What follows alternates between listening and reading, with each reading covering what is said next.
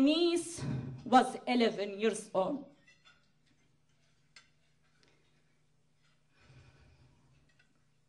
When she was forced to marry her cousin, he was over 40. Her marriage was valid under the Islamic Sharia because the Prophet Muhammad married his second wife when she was 6. He was over 50. My niece was terribly abused by her husband, and she wasn't allowed under the Islamic Sharia to ask for divorce. I always remember when she escapes from her husband's house to her father's house, begging her father not to send her back. Dad, I will be your man. Just let me here. Just let me live here.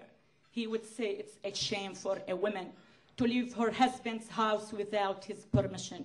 You have to go back. My niece committed suicide at the age of 27 by setting herself on fire, leaving 4 children behind her. Ladies and gentlemen, that's how Muslim women enjoy their freedom and human rights under the Islamic Sharia.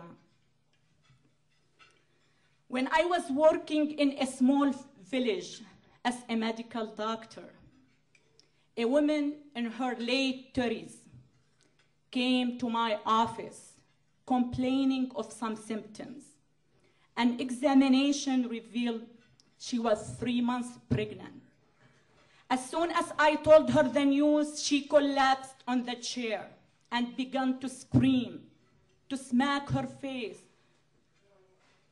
I beg you, doctor, I beg you, rescue me from the mess I am in. I don't want my son to dirty his hands with my filthy blood. I told her, what's the matter, Fatima? She said, I am a widow. My husband died 5 years ago. He left me with 4 children. My husband's brother rapes me every day in exchange for feeding my children. If he knew I was pregnant, he would provoke my son to kill me.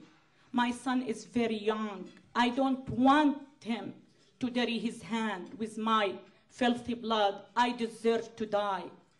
I asked, how old is your son? She said 15. I sent her to a specialist. She came back 2 weeks later.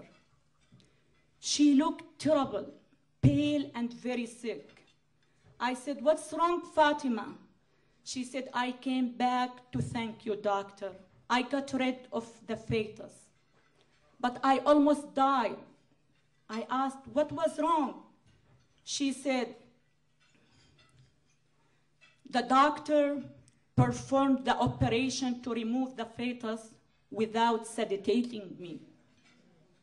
I said, you mean without anesthesia? She said, yes, because I didn't have enough money to pay for the drugs, so the doctor had to do it without them. Ladies and gentlemen, that's how Muslim women enjoy their freedom and human rights under the Islamic Sharia. My husband left to America a year before I did. When I submitted a request to get passports for my children, the officer in charge refused to give me one on the ground that under the Islamic Sharia, I wasn't mentally fit to be the legal guardian for my children. And he asked me to bring a male from my husband's family who will give me a permission to get passports. No one of my husband's family lives in our town except one of his cousins. He was an alcoholic man, and because of his ill nature, my husband had never introduced him to me.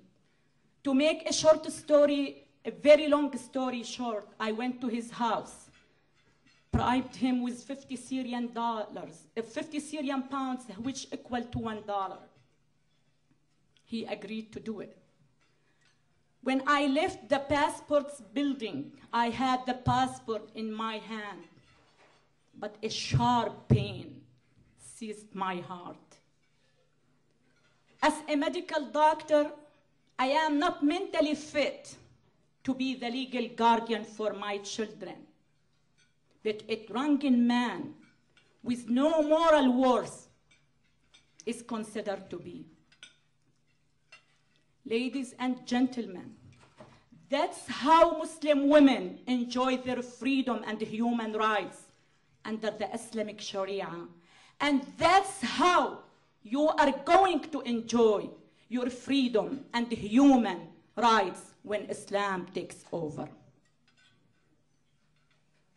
I say that, and I am sure of it. The underlying foundation of Islam is to take over.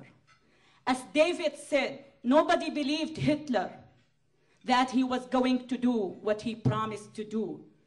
We are in big trouble if no one believed that Islam will control soon. They are already here. I was a part of my Muslim community in LA. Numerous times I heard them saying, we are here to spread Islam and to replace the American Constitution with the Islamic Sharia. A woman cannot raise a fair-minded child when herself is oppressed. A male child that grows watching his mother disrespected, abused, will have distorted mind, capable of cruelty. You cannot ignore this inhumane and miserable situation that Muslim women live in anymore. The whole world is a small village now. It takes a suicide bomber a few hours to jump from West Bank to your backyard. Please, don't take your American lives for granted. Appreciate it and fight to protect it.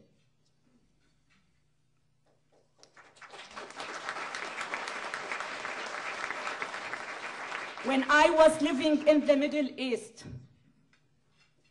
I cried often because I suffered. And now I am free and I still cry a lot harder for all those women who I left behind. My dream of one day having each one of them to enjoy a taste of my freedom should be the dream of all of you. Thank you so much. Her second book is due out in May. It's on Sharia law. I love the title. It's called Cruel and Usual Punishment. Noni Darwish. Thank you very much. It's a pleasure to be here. Most Americans think that Islam is just a religion. Islam is much more than a religion. It's a one-party totalitarian state with a very elaborate legal system that can put you to death if you leave it. If Islam is a policeman, Sharia law is the gun. Sharia was created 100 years after Muhammad died to enforce total control over women and also to force control over the many nations that the Arabs conquered for Islam by the sword. Sharia must guarantee there is no defection from the Berlin Wall of the Muslim state. It's a political system. In the Islamic State, the woman is the most oppressed. I have lived under family Sharia law for 30 years of my life in Egypt. I witnessed honor killing of girls. Actually, our maid who came to our home was raped by the man of the house that she was working